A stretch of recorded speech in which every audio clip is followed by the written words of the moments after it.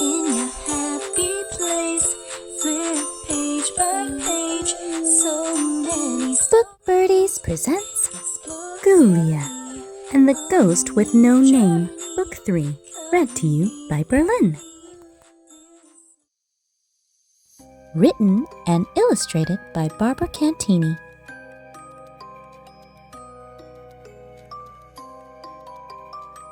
The residents of Crumbling Manor, Ghoulia, Auntie Departed, Tragedy, Shadow, Granddad Coffin, Pet Worm, Rotten, Uncle Misfortune. New Year's party guests: the Ghost, Michael, Bruno, Sarah, Johnny, Teresa. At the end of December, Crumbling Manor was covered in a layer of snow. All was calm and peaceful. As the residents of the manor anticipated the annual dead but not departed New Year's Eve party, Ghoulia played vampires with Tragedy and had snowball fights with her friends from the village. One night, she heard noises on the roof. Just a split second before he vanished, Ghoulia spotted a boy sitting on a fresh patch of snow. He was glowing too. The next morning, Uncle Misfortune was furious because something, or perhaps someone, had disturbed the ash in his fireplace, covering the room in dark black soot.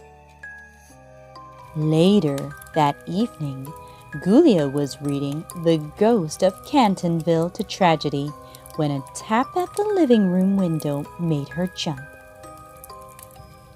They curiously peered out the window and discovered a shining ghost boy waiting outside.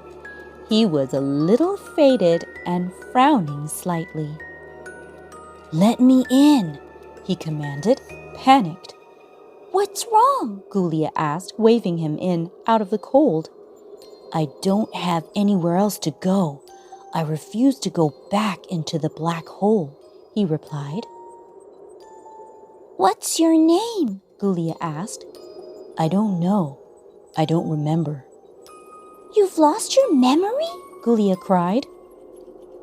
The boy explained that he could only remember that he had lived in the village and he was 8 years old when he died. He told them he had been trying to enter Crumbling Manor for days. "You're the glowing light? And I'll bet you covered Uncle Misfortune's room with soot, trying to sneak in through the chimney," said Ghoulia, putting all the pieces together. "But our house is protected by a magic spell, so no one can enter unless we invite them inside, not even ghosts. Where did you come from?" The ghost told his story. He had been trapped in a hole in a tree in the garden. Once inside, he started to disappear completely, but he had narrowly escaped. "I'm not sure how I found my way to the tree, but I'm never going back. It's dark and it smells like rotten eggs." Ghoulia wanted to help this nice ghost boy. She decided to ask for advice from the ghost she knew best, Granddad Coffin. "Who's there? Does anyone want to play a rousing game of chess?" yawned Granddad Coffin, who had clearly been napping. "It's me, Ghoulia. I don't have time for chess. I need to ask you something." She introduced her new friend and explained the situation. Granddad Coffin told them about Oblivion, a place for ghosts who have lost their memories. Creatures who have been completely forgotten go to Oblivion to disappear. "But I had no idea we had a portal to Oblivion in our own garden," said Granddad Coffin. I think the only way to stop your friend from disappearing is to discover his lost name, and then to never forget it. I am safe from oblivion because you and Auntie Departed remember me, so you can remember your friend too," concluded Granddad Coffin. It was time to get to work. Let's go to the library, Ghoulia exclaimed. We already know where you're from, so now we'll have to figure out when you're from, said Ghoulia. She consulted a book called Fashion Design Through the Centuries. Ghoulia carefully studied the boy's outfit from head to toe. She and Tragedy figured out what material was used for the jacket, the trousers, and the waistcoat. After an hour of research, they deduced that the ghost boy was born sometime around 1810. But how would they find his name? Ghoulia set off to find Auntie Departed to see if she had any idea about how to solve the mystery. She knew Auntie would be in the kitchen preparing the menu for the dead, but not departed, New Year's Eve party planned for the weekend. Auntie Departed was in the kitchen, but she had been distracted by one of Uncle Misfortune's pet worms, who had escaped from Misfortune's hat. There was always something unexpected going on in Crumbling Manor. After Ghoulia filled her in on the mission to find the ghost's lost name, Auntie Departed told her all about the church register. Anyone looking for details about someone from the past could check there to find records of births, weddings, and funerals. But Auntie Departed told Ghoulia that she must not enter the village church because she might be spotted.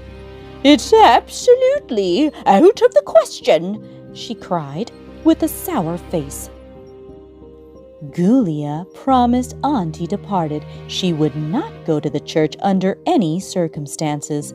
At the same time, she crossed her fingers and hatched a plan. She would leave the ghost with Tragedy and sneak out through her bedroom window later that night.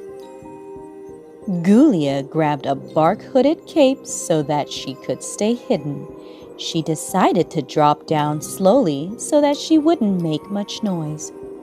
First, she let down one foot, then the other. Next, her legs and her torso. And finally, hugging her head in her arms, she spun to the ground, landing in the soft snow. After stitching herself back together, Ghoulia sped off toward the church. A full moon lit up the churchyard, bathing it in a blue light and casting dark shadows on the snowy ground. A light shone from the caretaker's window, but outside there was total silence. Ghoulia pushed the gate open, and it creaked loudly, too loudly. The caretaker poked his head out of the window and called, "Is anyone there?" Meow. Ghoulia pretended to be a cat, and the caretaker closed his window. Ghoulia carefully entered the candlelit church. She walked down the aisle and headed straight for the office where the records were kept. She scanned the names of everyone born between 1805 and 1820. Fortunately, the village was very small, and Ghoulia was very determined. Unfortunately, Ghoulia heard a door creak open before she found her friend's name. Anthony, Anna, Alice, Marie, Rebecca, Ricky. She grabbed the register and slipped out of the office. She was hoping to dash up the aisle and out the front doors, but the caretaker was approaching too quickly. She needed to hide now. Ghoulia jumped into an empty coffin, waiting for its guest. The caretaker entered the room, humming and muttering to himself. Oh no, I thought this coffin was empty. Why is it the wrong size? And it's such a shame they've made such a mess of the makeup. She's all purple. Ghoulia just couldn't help herself. You're the purple one! She shouted, sitting upright in the coffin. Ah! The caretaker cried out, then fainted, his face as white as a ghost. Ghoulia leaped from the coffin and dashed back to Crumbling Manor with the register tucked under her arm.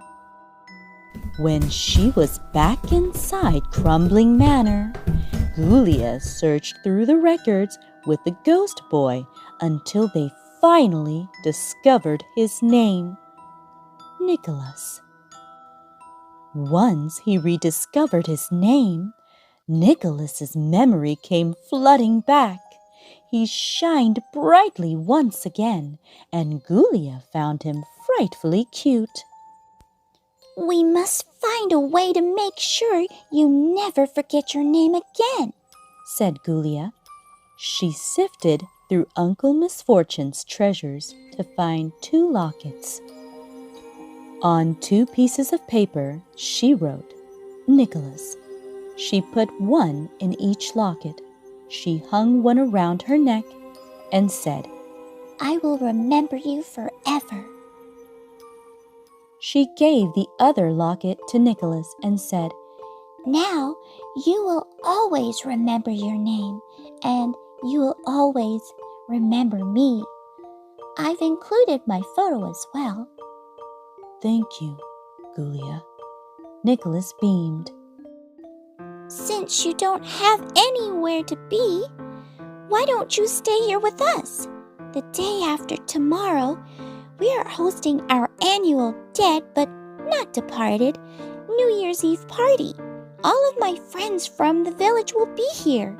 There will be dancing and lots of food.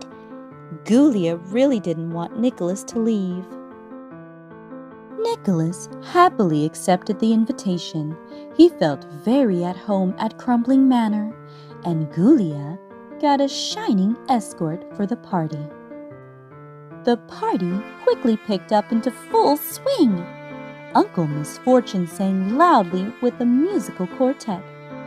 They were his bandmates from the old days, the very, very old days.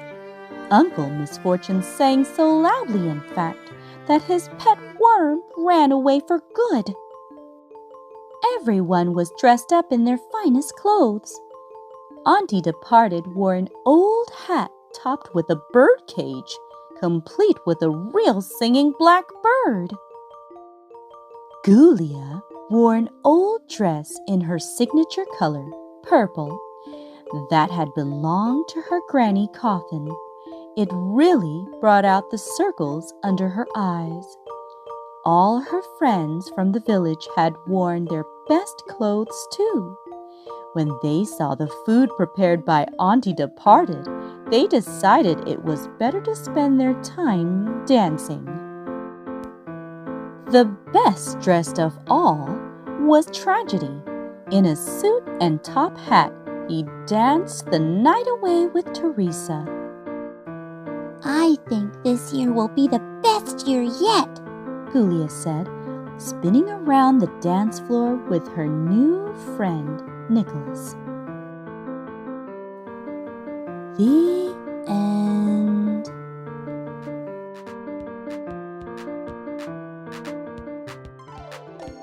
Please like and subscribe if you enjoyed this video. Tap the bell to be notified for new video uploads. Thanks for watching and joining me on my reading adventures. See you next time on Book Birdies.